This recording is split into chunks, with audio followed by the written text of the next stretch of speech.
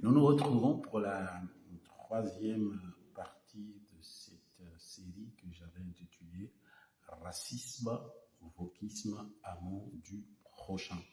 Et j'avais dit dans la vidéo précédente que j'allais développer ce que j'entendais moi par ce que j'appelais le projet d'éducation interculturelle, n'est-ce pas? Et là, c'est après avoir, dans la première partie, un peu étayé la question du racisme, dans la deuxième partie, la question du wokisme, avec quelques auteurs contemporains dont j'ai fait mention dans la seconde vidéo. Dans cette troisième partie, il s'agit vraiment de commencer à développer, en tout cas, ce que je pense et ce que j'essaie de développer, pas que moi, mais bien d'autres, ce qu'on appelle le projet d'éducation interculturelle. Donc, ce projet d'éducation interculturelle, c'est une démarche. C'est une démarche qui consiste à développer au sein des différents membres de la communauté deux choses. La première chose, c'est de développer au sein des membres d'une communauté, d'un quartier, en tout cas, de l'espace où on vit, la place des cultures. Développer la place des cultures, des différentes cultures. La deuxième chose, c'est de développer une capacité de communiquer des attitudes nouvelles face justement à la diversité culturelle, à la diversité des uns et des autres que nous rencontrons et du reste que nous vivons, n'est-ce pas? Alors, il faut toujours se rappeler, et ça c'est important, que aimer être dans une communauté est important. C'est-à-dire que pour chacun de nous, être bien là où on vit, dans le lieu, dans l'espace, dans l'endroit, dans l'entité humaine là où on vit, être bien, aimer être bien, c'est important pour chacun. Le fait d'une juste et harmonieuse relation entre personnes de cultures, de conditions différentes, crée la joie de vivre dans une communauté, dans un espace de vie. Alors, le projet interculturel, c'est en somme travailler à transformer ce qu'on appelle on est juste ensemble, mais on ne se mélange pas. Vous savez, c'est ce qu'on a appelé le fait que les cultures soient juxtaposées, c'est-à-dire qu'il y a un constat qui est là. On est de différentes cultures, on n'a pas quelque part le choix, on a le même espace de vie, chacun vit sa vie, il y a un minimum de civilité, mais pas plus. C'est ce qu'on appelle on est juste ensemble, mais on ne se mélange pas. Et le projet d'éducation interculturelle veut aller au-delà. Au-delà, c'est-à-dire transformer ce on est juste ensemble, on ne se mélange pas en quelque chose d'autre qui peut être vivre ensemble de façon concrète et intentionnelle pour que justement chaque membre de cette communauté, chaque personne qui vit dans cet espace ait une joie de vivre dans cet espace et dans cette communauté. Ce que j'ai appelé tout à l'heure, aimer être dans une communauté est important, n'est-ce pas? C'est aussi travailler, il me semble, à un processus d'intégration mutuelle. C'est-à-dire quoi l'intégration mutuelle? L'intégration mutuelle, c'est de dire qu'on n'est pas là, parce que vous savez, quelquefois, les questions de culture, il y a toujours la culture d'accueil, il y a la culture de celui qui vient. Peu importe l'espace où on est. Si on est dans un quartier, qu'on a une culture du quartier, qu'il y a de nouvelles personnes qui viennent, si on est dans un pays, si on est dans une ville, si on est une communauté nationale et que d'autres communautés viennent vivre dans le même espace que nous, ce qu'on appelle généralement le transfert de la culture de l'immigrant vers la culture du pays d'accueil, ce qu'on appelle quelque part un peu avec un mot qui s'appelle l'assimilation, c'est-à-dire que le fait que je sois moi peut-être autochtone ou que je sois originaire de ce lieu de vie et que quelqu'un d'autre vienne y habiter ou vienne m'y rejoindre, l'idée quelquefois c'est que c'est à lui d'apprendre à vivre comme nous, en gommant quelque part lui sa culture à lui ou sa condition à lui. Donc là, il s'agit plutôt de travailler un processus d'intégration mutuelle et non pas un transfert de la culture de l'immigrant vers la culture du pays d'accueil. Il doit avoir une fécondation mutuelle. Bien sûr qu'il faut prendre en compte l'espace là où on vit. Il y a une façon de vivre quand on arrive quelque part, que ce soit un quartier, que ce soit une ville, que ce soit une famille. Il faut connaître les us et coutumes de là où les gens sont, où les gens nous accueillent, là où on vient pour faire vie ensemble.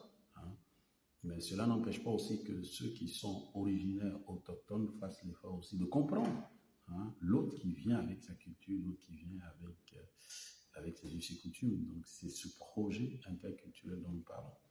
Ce projet doit confronter les valeurs de l'amour. Vous savez, en tant qu'homme d'église, je suis un homme d'église, je dois le dire comme ça, la question qui sous-tend cette création, parce que nous sommes convaincus que les êtres humains sont création de Dieu, n'est-ce pas? Et que en tant que tel, il a instigé en nous, il a introduit en nous la question de l'amour du prochain. Et justement, Jésus, Christ en parle beaucoup dans les évangiles. Et cet amour-là, dans ce projet interculturel, doit être confronté aux valeurs des différentes cultures. Pourquoi? Parce que justement, c'est cet amour qui va être le socle de la transformation dans ce projet interculturel, transformation de la communauté vers son identité voulue par Dieu, c'est-à-dire aimer son prochain comme soi-même.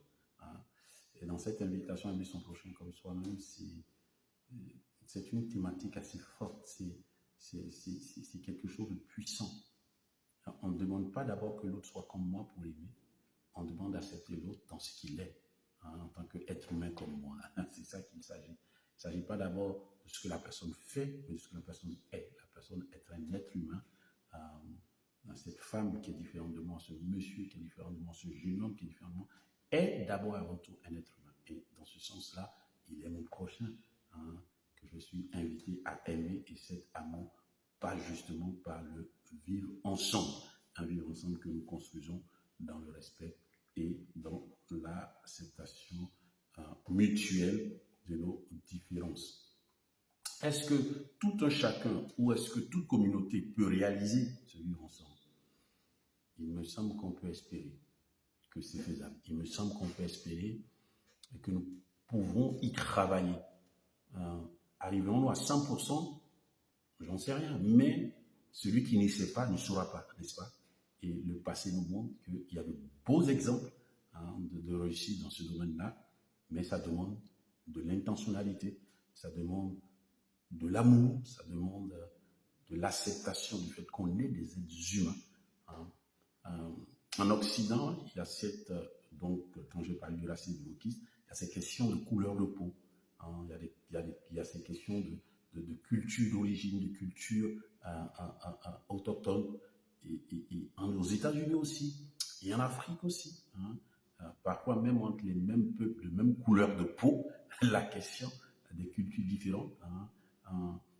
Moi qui vis ici en Occident, je vois que parfois il y a des questions de région.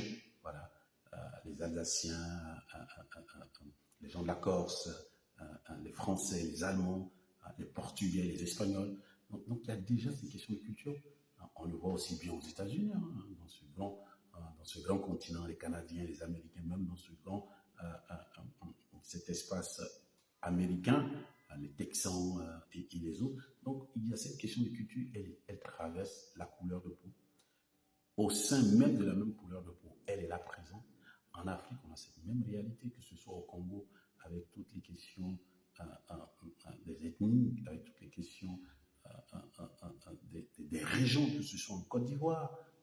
On a bien vu aussi que dans ces continents-là, ces questions étaient à la base, parfois, de terribles drames, n'est-ce pas? Donc, y travailler, nous sommes tous concernés par ce travail. Alors, je continuerai de développer cette question de projet intentionnel, interculturel. Quelques questions pour terminer cette vidéo de ce jour. La première question sur la diversité culturelle à laquelle nous devons faire face et travailler, c'est comment, réfléchissez-y, comment se manifeste au sein de votre communauté, au sein de votre lieu de vie quotidien, la pluralité culturelle qui caractérise de plus en plus nos sociétés. Comment cela se caractérise? Comment cela se manifeste? Il faut poser le constat, il faut poser le diagnostic déjà dans votre espace à vous-même.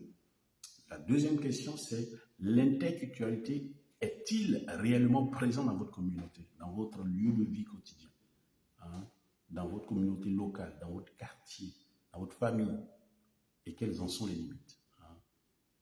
La troisième question, et c'est sur celle-là que je m'arrêterai aujourd'hui, comment aujourd'hui rendre compte dans votre communauté, dans votre lieu de vie quotidien, comment rendre compte de la richesse, de la diversité voulue, désirée au travers de nos différentes cultures, n'est-ce pas?